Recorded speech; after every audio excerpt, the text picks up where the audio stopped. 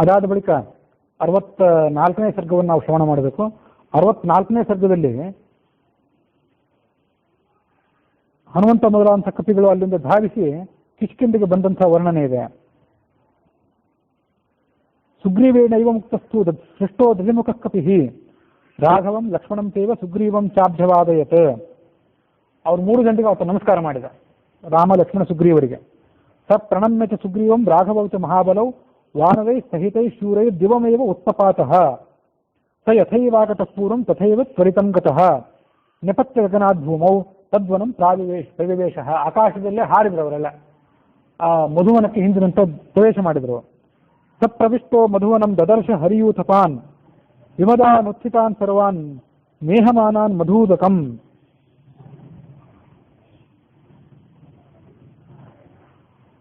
ಆ ದಧಿಮುಖ ಮಧುವನಕ್ಕೆ ಬರೋ ಹೊತ್ತಿಗೆ ಆ ಕಪಿಗಳೆಲ್ಲ ಮದಪಾನ ಮಾಡಿ ತಿಂದು ಏನು ಕೊಬ್ಬಿದ್ರು, ಅವ್ರ ಕೊಬ್ಬು ಮದ ಎಲ್ಲ ಇಳಿಯುವಂತ ಹೊತ್ತಾಗಿತ್ತು.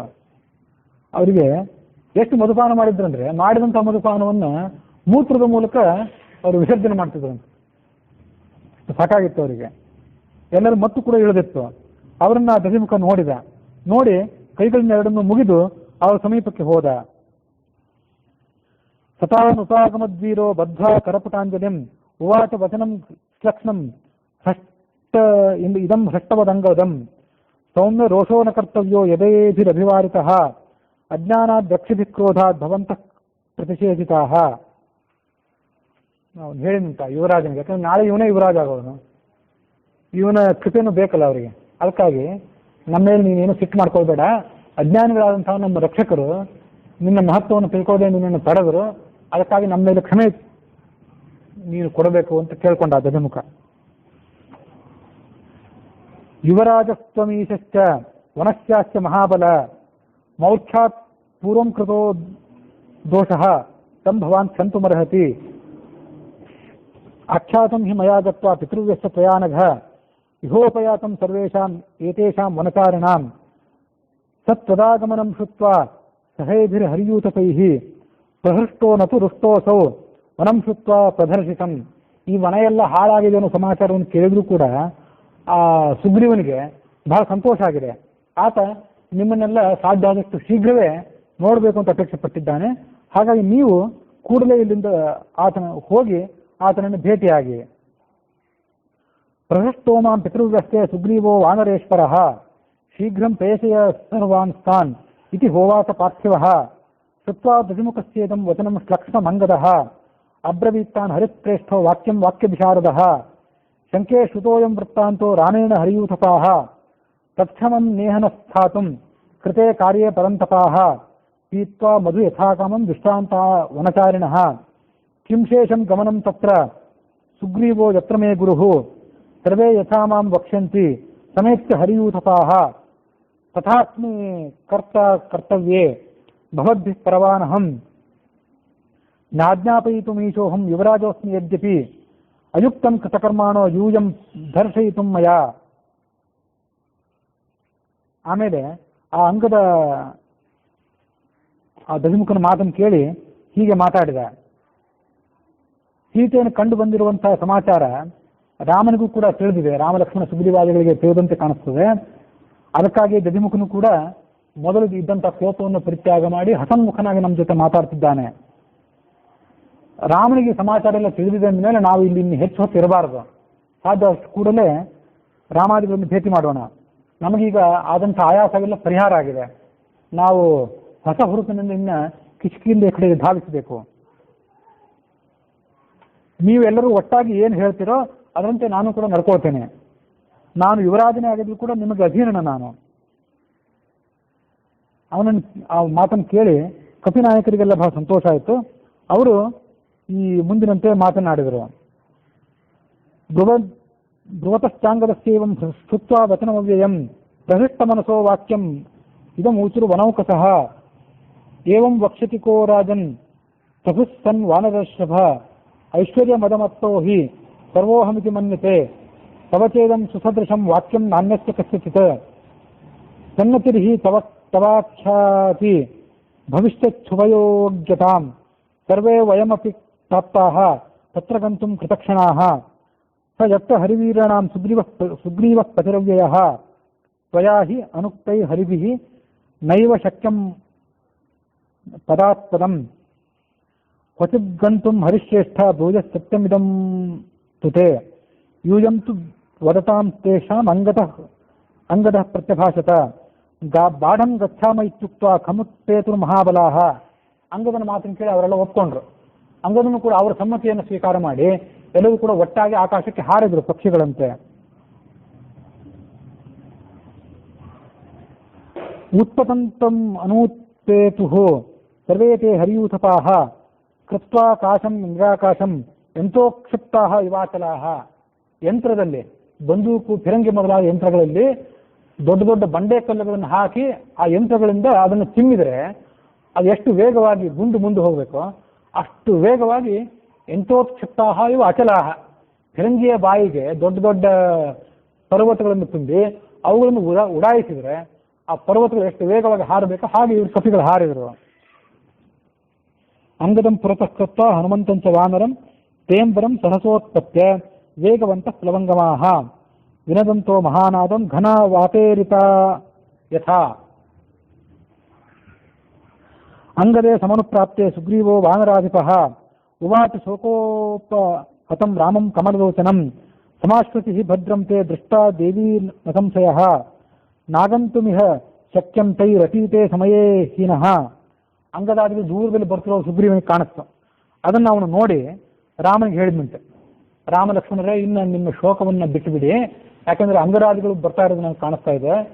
ಅವರಿಗೆ ನಾನು ಕೊಟ್ಟಿದ್ದಂಥ ಗಡುವು ಮೀರಿದೆ. ಗಡುವು ಮೀರಿದ್ರು ಕೂಡ ಅವರು ಬರ್ತಿರೋದನ್ನು ನೋಡಿದರೆ, ಅವರಿಗೆ ಆ ಧೈರ್ಯ ಇದ್ದದ್ದನ್ನು ನೋಡಿದರೆ ಅವರು ಸೀತೆಯನ್ನು ಕಂಡಿದ್ದಿರಬೇಕು. ಸೀತೆಯನ್ನು ಅವರು ಕಂಡಿಲ್ಲದೆ ಇದ್ದರೆ ಗಡುವು ಮೀರಿದ ಮೇಲೆ ನನ್ನ ಕಡೆ ಬರುವ ಧೈರ್ಯವನ್ನೇ ಅವ್ರು ತೋರಿಸ್ತಿರ್ಲಿಲ್ಲ. ಹಾಗಾಗಿ ನೀವು ಸಮಾಧಾನ ಚಿತ್ತರಾಗಿರಿ ಅಂತ ಅವ್ರನ್ನೆಲ್ಲ ಆತ ಸಮಾಧಾನಗೊಳಿಸಿದ. ನಮತ್ಸಕಾಶಮಾಗತ್ಯ ಕೃತ್ಯೇ ಹಿ ವಿನಿಪಾತಿತೆ ಯುವರಾಜೋ ಮಹಾಬಾಹು ಪ್ಲವತಾಂ ಪ್ರವಗೋ ಅಂಗದಃ ಯದ್ಯ ಪ್ರಕೃತ ಕೃತ್ಯಾನಾಂ ಈದೃಶಶ್ಚಾದುಪಕ್ರಮಃ ಭವೇತ್ ದೀನವದನೋ ಭ್ರಾಂತ ವಿಪ್ಲುತಮಾನಸಃ ಪಿತೃಪೈತಾಮಹಂ ಚೇತತ್ ಪೂರ್ವಕೈರಭಿರಕ್ಷಿತಂ ನಮೇ ಮಧುವನಂ ಹನ್ಯಾತ್ ಅದೃಷ್ಟ ಪ್ಲವಗೇಶ್ವರಃ ಕೌಸಲ್ಯಾ ಸುಪ್ರಜಾರಾಮ ಸಮಾಶ್ರುತಿ ಸುವ್ರತ ದೃಷ್ಟಾ ದೇವಿ ನ ಸಂದೇಹೋ ನಚಾನ್ಯೇನ ಹನುಮತ. ಹನುಮಂತನೇ ನಿಸ್ಸಂಶಯವಾಗಿ ಸೀತೆಯನ್ನು ನೋಡಿ ಬಂದಿದ್ದಿರಬೇಕು. ನಹಿ ಅನ್ಯ ಕರ್ಮಣೋ ಹೇತು ಸಾಧನೆ ಅಸ್ಯ ಹನುಮತಃ ಹನುಮತಿ ಸಿದ್ಧಿಶ್ಚ ಮತಶ್ಚ ಮತಿಸತ್ತಮ ವ್ಯವಸಾಯಶ್ಚ ವೀರ್ಯಂಚ ಸೂರ್ಯೇ ತೇಜಯೋಧ್ರುವಂ ಜಾಂಬವಾನ್ ಯತ್ರ ನೇತಾನಶ್ಚ ಅಂಗದಶ್ಚ ಬಲೇಶ್ವರಃ ಹನುಮಾಂಶ್ಚ ಪ್ರತಿಷ್ಠಾತ ನಚಶ್ಚ ಗತಿರನ್ಯಥಾ ಮಾಭೂ ಚಿಂತಾ ಸಮಾಯುಕ್ತಃ ಸಂಪ್ರತ್ಯಮಿತ ವಿಕ್ರಮ ತತಃ ಕಿಲ ಕಿಲ ಶಬ್ದಂ ಶುಶ್ರಾವ ಶುಶ್ರಾವ ಆಸನ್ನಂಬರೆ ಹನುಮತ್ ಕರ್ಮ ದೃಪ್ತಾನಾಂ ನರ್ದತಾಂ ಕಾನನೌಕಸಾಂ ಕಿಷ್ಕಿಂಧಾಯಾಂ ಉಪೇತಾನಾಂ ಸಿದ್ಧಿಂ ಕಥಯಥಾಮಿವ. ದೃಷ್ಟ್ವಾ ಮಧುವನಂ ಸರ್ವೇ ದೃಷ್ಟ್ವಾ ತಂ ವಾಲಿನಂದನಂ ಫಲಾನಿ ಭಕ್ಷಯಾಮಾಸು ದರ್ಭಿಭಕ್ತೋ ನಿಷೇಧಯತ್ ತತಸ್ಥೆ ತಾಡಯಾಮಾಸು ದರ್ಭಿಭಕ್ತಂ ಕಪೀಶ್ವರಂ ಜ್ಞಾತ್ವಾ ತು ಮಾತುನಮಪಿ ಸುಗ್ರೀವಶ್ಚಾಂಗದಾದಯಃ ತಕತ್ವಾ ಸಕಲಂ ವೃತ್ತಂ ಸುಗ್ರೀವಾಯ ನಿವೇದಯತ್ ಸೋಪಿ ಶ್ರುತ್ವಾ ಜನಕಜಾ ದೃಷ್ಟಾತೈರಿತ್ಯಮನ್ಯತ ನಚೇನ್ ಮಧುವನಂ ರಮ್ಯಂ ಕಥಮಷ್ಟಂತಿ ವಾನರಾಃ ತಥೋ ವಿಸರ್ಜಯಾಮಾಸ ದರ್ಭಿಭಕ್ತಂ ಕಪೀಶ್ವರಃ ಮಾನಿಷೇಧಸ್ತ್ವಯಾಕಾರ್ಯ ತ್ವಂ ಶೀಘ್ರಂ ಪೇಷಯಸ್ವತಾನ್ ಮಮಾಂತಿಕೆ ತಥೋ ಗತ್ವಾ ರವಿಭಕ್ತಸ್ತಥಾ ಅಕರೋತ್ ತತಃ ಸುಗ್ರೀವವಚನಂ ಶ್ರುತ್ವಾ ತೇನ ಸಮೀರಿತಂ ದೇವಸ್ತೆ ವಾನರಾಃ ಸರ್ವೇ ರಾಮಂ ನತ್ವಾ ಪುರಸ್ಥಿತಾಃ ತಥೋ ಹರ್ಷಾನ್ ಮಾರುತಶ್ಚ ಬ್ರಹ್ಮಪತ್ರಂ ನಿವೇದಯತ್. ತತಶ್ರುತ್ವಾ ನಿನಾದಂ ಕಪೀನಾಂ ಕಪಿಸತ್ತಮಃ ಆಯತಾಂಚಿತ ಲಾಂಗೂಲಃ ಸೋಬ್ಧೃಷ್ಟಮಾನಸಃ ಆಜಗ್ಮುಸ್ತೇಪಿ ಹರಯೋ ರಾಮದರ್ಶನ ಕಾಂಕ್ಷಿಣಾಃ. ಆ ಪ್ರತಿಯೊಬ್ಬ ಕವಿಗೂ ಕೂಡ ರಾಮನನ್ನು ಸಾಧ್ಯವಾದಷ್ಟು ಬೇಗ ಸಂದರ್ಶನ ಮಾಡಬೇಕು ಅನ್ನುವಂಥ ಕುತೂಹಲ ಮೂಡಿತ್ತು. ಅಂಗದಂ ಪುರತಃ ಕೃತ್ವಾ ಹನುಮಂತಂ ಚ ವಾನರಂ ತೇಂಗದ ಪ್ರಮುಖ ವೀರಾಃ ಪ್ರಶಿಷ್ಟಾಶ್ಚ ಮದಾನ್ವಿತಾಃ ನಿಪೇತುರ್ಹರಿರಾಜಸ ಸಮೀಪೆ ರಾಘವಸ್ಥಿತ ಹನುಮಾಂಶ್ಚ ಮಹಾಬಾಹು ಪ್ರಣಮ್ಯ ಶಿರಸಾ ತತಃ ನಿಯತಾಮಕ್ಷತಾಂ ದೇವೀಂ ರಾಘವಾಯ ನಿವೇದಯತ್. ಸೀತೆ ಸುರಕ್ಷಿತವಾಗಿದ್ದಾಳೆ, ಅವರಿಗೆ ಯಾವುದೇ ಧಕ್ಕೆ ಒದಗಿಲ್ಲ ಅನ್ನುವ ಸಮಾಚಾರವನ್ನು ಹನುಮಂತ ರಾಮನಿಗೆ ನಿವೇದಿಸಿದ. ಅದಲ್ಲದೆ ಬ್ರಹ್ಮನ ಪತ್ರ ಏನಿತ್ತು, ಆ ಬ್ರಹ್ಮನ ಪತ್ರವನ್ನು ರಾಮನಿಗೆ ಕೊಟ್ಟ. ಸ ಬ್ರಹ್ಮಪತ್ರ ನಿವೇದಯತ್ ಅಂತ ಆನಂದ ರಾಮಾಯಣ.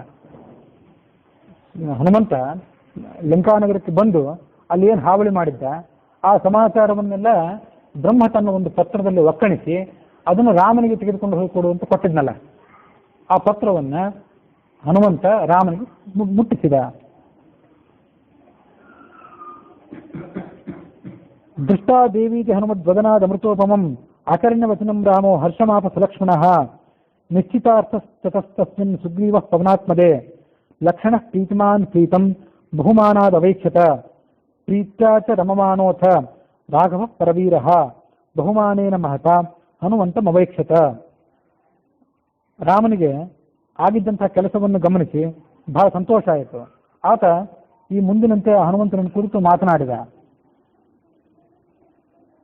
ಲಂಕಾಯಾಂ ವಾಯುಪುತ್ರೇಣ ರಾಮಸ್ತುಷ್ಟೋ ಬಹೂವಸಃ ಸಮಾಲಿಂಗ್ಯ ಹನುಮಂತಂ ರಾಘವೋ ವಾಕ್ಯಮಬ್ರವೀತ್ ತವೋಪಕಾರಿಣಶ್ಚಾಹಂ ನ ಪಶ್ಯಾಮ್ಯದ್ಯ ಮಾರುತೆ ಕರ್ತುಂ ಪ್ರತ್ಯುಪಕಾರಂ ತೇ ಧನ್ಯೋಸ್ಮಿ ಜಗತೀತಲೆ ಪರಿರಂಭೋ ಹಿ ಮೇ ಲೋಕಃ ದುರ್ಲಭಃ ಪರಮಾತ್ಮನಃ ಅತಸ್ತ್ವಂ ಮಮ ಭಕ್ತೋಸಿ ಪ್ರಿಯೋಸಿ ಹರಿಪುಂಗವ ಯತ್ಪಾದ ಪದ್ಮಯುಗಲಂ ತುಳಸೀದಲಾದ್ಯೈಃ ಸಂಪೂಜ್ಯ ವಿಷ್ಣುಂ ಪದವೀ ಮಥುರಾಂ ಪ್ರಯಾತಿ ತೇನೈವ ಕಿಂ ಪುನರಸೌ ಪರಿರಬ್ಧಮೂರ್ತಿ ರಾಮೇಣ ವಾಯುತನಯಃ ಕೃತ ಪುಣ್ಯಪುಂಜಃ.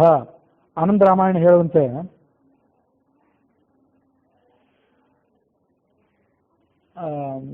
ರಾಮ ಹನುಮಂತನ ಹೀಗೆ ಮಾತಾಡಿಸಿದ. ನೀನು ನನಗೇನು ಈ ಸಹಾಯವನ್ನು ಮಾಡಿದ್ದಿ, ಈ ಸೇವೆಯನ್ನು ಮಾಡಿದ್ದಿ, ಈ ಸೇವೆಗೆ ಪ್ರತಿಫಲವಾಗಿ ಕೊಡಬೇಕಾದಂತಹ ಅತ್ಯುನ್ನತವಾದಂಥ ವಸ್ತು ನನ್ನ ಹತ್ರ ಯಾವುದೂ ಇಲ್ಲ, ಮತ್ತು ಯಾವುದೇ ವಸ್ತುವನ್ನು ಕೊಟ್ಟರೂ ಕೂಡ ಅದು ನಿನ್ನ ಪರಾಕ್ರಮಕ್ಕೆ, ನಿನ್ನ ಸೇವೆಗೆ ಉಚಿತವಾದಂತಹ ಯೋಗ್ಯವಾದಂತಹ ವಸ್ತು ಆಗೋದಿಲ್ಲ.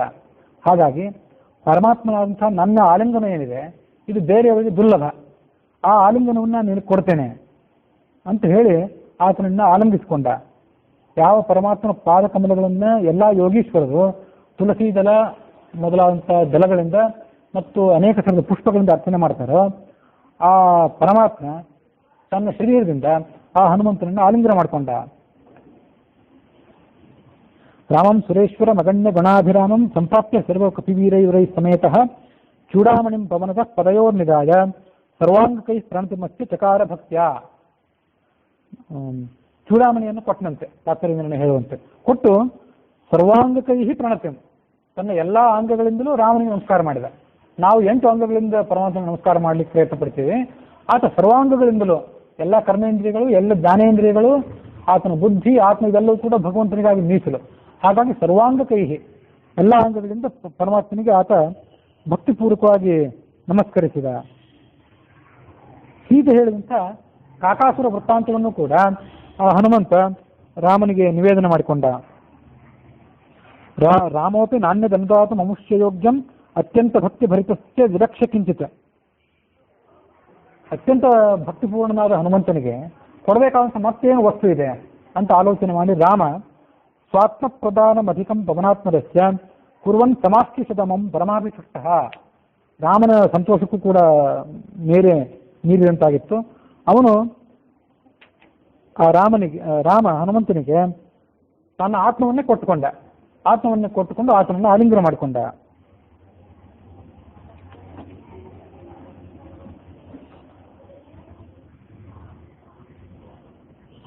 ರಾಮಂಸ ಮಾರುತಿಸ್ತ್ರಾಹ ಭೀತೋತಿ ಕಂಪಿತಃ ಮಯಾಪರಾಧಿತಮಿತಿ ಮುದ್ರಾವೃತ್ತಂ ಮುನೇರ್ವಚಃ ತತ್ಸುತ್ವ ರಾಮಚಂದ್ರೋಪಿ ಬೃಹತ್ಸೋವಾಚ ಮಾರುತಿಂ ಮಯೈವ ದರ್ಶಿತಂ ಮಾರ್ಗೇ ಕೌತುಕಂ ಮುನಿರೂಪಿಣ. ಇದೆಲ್ಲ ಆದ್ಮೇಲೆ ಚೂಡಾಮಣಿಯನ್ನು ಕೊಟ್ಟ. ಸೀತೆ ಕೊಟ್ಟಂತ ಚೂಡಾಮಣಿಯನ್ನ ರಾಮನಿಗೆ ಹನುಮಂತ ಕೊಟ್ಟ. ಆಮೇಲೆ ಬ್ರಹ್ಮದೇವ ಕೊಟ್ಟಂತಹ ಪತ್ರವನ್ನು ಕೂಡ ಕೊಟ್ಟ. ಇನ್ನು ಕೊಡಬೇಕಾದ ಒಂದು ಸಂಗತಿ ಇತ್ತು. ಅದೇನಂದ್ರೆ ರಾಮನಿಗಾಗಿ ಸೀತೆ ಕೊಟ್ಟಂತ ಒಂದು ಉಂಗುರ, ಆನಂದ ರಾಮಾಯಣ ಹೇಳುವಂತೆ ಆ ಉಂಗುರವನ್ನು ಕೊಡಬೇಕಾಗಿತ್ತು. ಆದ್ರೆ ಉಂಗುರ ಮೊದಲೇ ಕಳೆದು ಹೋಗಿಬಿಟ್ಟಿತ್ತು, ಆ ಕಮಂಡಲವನ್ನೆಲ್ಲ ಕಳೆದು ಹೋಗಿಬಿಟ್ಟಿತ್ತು, ಸಿಕ್ಕಿರ್ಲೇ ಇಲ್ಲ ಅದು.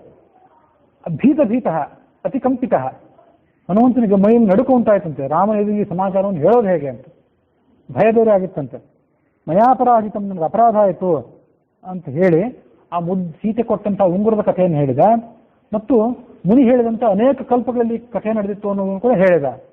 ತಚ್ಚುತ್ವ ರಾಮಚಂದ್ರೋಪಿ ವಿಹಸ್ಯ, ನಕ್ಕನಂತೆ ನಕ್ಕು ಹೇಳಿದ, ಮಯೈವ ದರ್ಶಿತಂ ಮಾರ್ಗೆ ಕೌತುಕಂ ಮುನಿರೂಪಿಣ, ನಾನೇ ಮುನಿಯ ರೂಪದಿಂದ ಅಲ್ಲಿ ನಿಂತ್ಕೊಂಡು ಇಂಥ ರಾಮಾಯಣ ಅನೇಕ ಬಾರಿ ಹಿಂದೆ ಕಲ್ಪಗಳಲ್ಲಿ ನಡೆದಿತ್ತು, ನಾನು ಅನೇಕ ಬಾರಿ ರಾಮನಾಗಿ ಅವತರಿಸಿದ್ದೆ, ಸೀತಾ ವಿಯೋಗವನ್ನು ಅನುಭವಿಸಿದ್ದೆ, ಅನೇಕ ಬಾರಿ ಋಜುಗುಣಸ್ಥರಾದವರು ಹನುಮಂತನ ಪದವಿಯಲ್ಲಿ ಬಂದವರು ಈ ಕಾರ್ಯವನ್ನು ಮಾಡಿಕೊಟ್ಟಿದ್ರು ಅಂತ ನಾನೇ ನಿನಗೆ ಅದನ್ನೆಲ್ಲವನ್ನು ತೋರಿಸಿಕೊಟ್ಟೆ ಅಂತ ರಾಮ ಹನುಮಂತನಿಗೆ ಅದನ್ನು ಹೇಳಿ ಆತನನ್ನು ಸಮಾಧಾನಪಡಿಸಿದ. ತ್ವದ್ಗರ್ವ ಪರಿಹಾರಾರ್ಥಂ ಮುದ್ರಿಕಾಂ ಮತ್ಕಡೆ ತ್ವಿಮಾಂ ಕನಿಷ್ಠಿಕಾಂ ರಾಮ್ ತ್ವಂಪಶ್ಯ ಸಮಾನಿತ ತ್ವಯಾ ಅದ್ಯ. ಅದೆಲ್ಲಿದೆ ಉಂಗುರ ಅಂದರೆ ನನ್ನ ಕಿರುಬೆರಳಲ್ಲಿದೆ ನೋಡು ಅಂತ ಹೇಳಿದಂತೆ. ರಾಮನ ಕಿರುಬೆರಳಲ್ಲಿ ಆ ಉಂಗುರವಿತ್ತು. ತಾಮ್ರಾಮ ಮುದ್ರಿಕಾಂ ದೃಷ್ಟ ಶ್ರೀರಾಮಸ್ಯ ಕರಾಂಗುಲವು ನನಾಮ ಗತವ ಗರ್ವಸ್ಥಃ ರಾಮಂ ವಿಷ್ಣು ಅಮನ್ಯತ.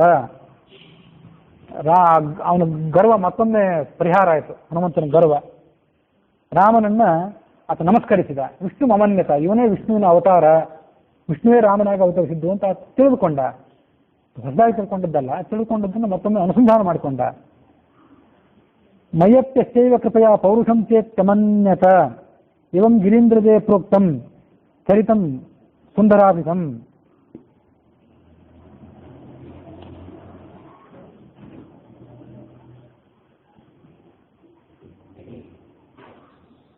ಈ ಭಗವಂತನ ಕೃಪೆಯಿಂದಲೇ ನನಗೂ ಕೂಡ, ಅಂದರೆ ಹನುಮಂತನಿಗೂ ಕೂಡ ಇಷ್ಟೆಲ್ಲ ಶಕ್ತಿ ಬಂದಿದೆ, ನಾನು ಇಷ್ಟೆಲ್ಲ ಕೆಲಸವನ್ನು ಮಾಡ್ಲಿಕ್ಕೆ ಸಾಧ್ಯ ಆಗೋದು ಭಗವಂತನ ಕೃಪೆಯಿಂದಲೇ ಹೊರತು ನನ್ನ ಸ್ವಂತದ ಪರಾಕ್ರಮದಿಂದ ಅಲ್ಲ ಅಂತನ್ನೋದನ್ನ ಆ ಹನುಮಂತ ತಿಳಿದುಕೊಂಡ. ಅನ್ನೋಲ್ಲಿಗೆ ಶಿವ ಪಾರ್ವತಿಗೆ ಸುಂದರಕಾಂಡದ ಕಥೆಯನ್ನೇನು ಹೇಳ್ತಾ ಇದ್ದ ಆ ಕಥೆಯಲ್ಲಿಗೆ ಮುಕ್ತಾಯ ಆಗಿದೆ.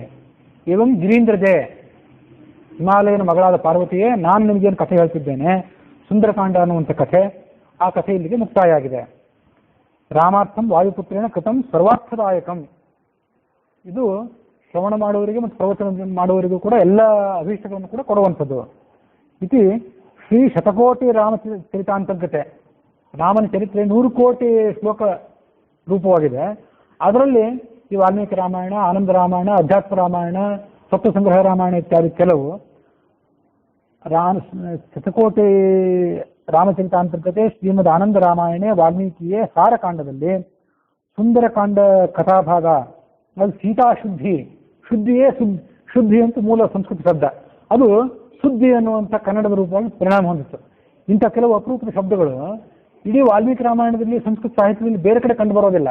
ಅದು ಆನಂದ ರಾಮಾಯಣ ಓದಿದ ಮೇಲೆ, ಇಷ್ಟೆಲ್ಲ ವರ್ಷ ಸಂಸ್ಕೃತ ಓದಿ ದೊಡ್ಡ ಪಂಡಿತ ಆಗಿದ್ದೇನೆ ಅಂತ ತಿಳ್ಕೊಂಡಿದ್ರು, ಕೆಲವು ಹೊಸ ಶಬ್ದಗಳ ಪರಿಚಯ ಆನಂದ ರಾಮಾಯಣ ಓದಿದ ಮೇಲೆ ಆಯಿತು ನನಗೂ ಕೂಡ. ಸೀತಾಶುದ್ಧಿ, ಸೀತೆಯ ಸುದ್ದಿಯನ್ನು ತೆಗೆದುಕೊಂಡು ಬಂದಂಥ ಸಮಾಚಾರವಿದು. ಇತಿ ನವಮ ಸರ್ಗ, ಅಲ್ಲಿಗೆ 9ನೇ ಸರ್ಗ ಮುಕ್ತಾಯ ಆಗಿದೆ. ಆದರೆ ವಾಲ್ಮೀಕಿ ರಾಮಾಯಣದ ಮುಕ್ತಾಯ ಆಗಿದ್ರು ಕೂಡ, ಆನಂದ ರಾಮಾಯಣದ ಕಥೆ ಮುಕ್ತಾಯ ಆಗಿದ್ರು ಕೂಡ, ವಾಲ್ಮೀಕಿ ರಾಮಾಯಣದಲ್ಲಿ ಇಲ್ಲಿಗೆ ವಾಲ್ಮೀಕಿಯ ಆದಿಕಾವ್ಯ ಶ್ರೀಮತ್ ಸುಂದರಕಾಂಡೆ ಚತುಷ್ಷಷ್ಟಿತಮಃ 64ನೇ ಸರ್ಗ ಮಾತ್ರ ಮುಕ್ತಾಯ ಆಗಿದೆ. ಇನ್ನೂ 4 ಸರ್ಗಗಳು ವಾಲ್ಮೀಕಿ ರಾಮಾಯಣದ ಸುಂದರಕಾಂಡದಲ್ಲಿ ನಾವು ಶ್ರವಣ ಮಾಡಬೇಕಾದದ್ದು ಅವಶಿಷ್ಟವಾಗಿದೆ.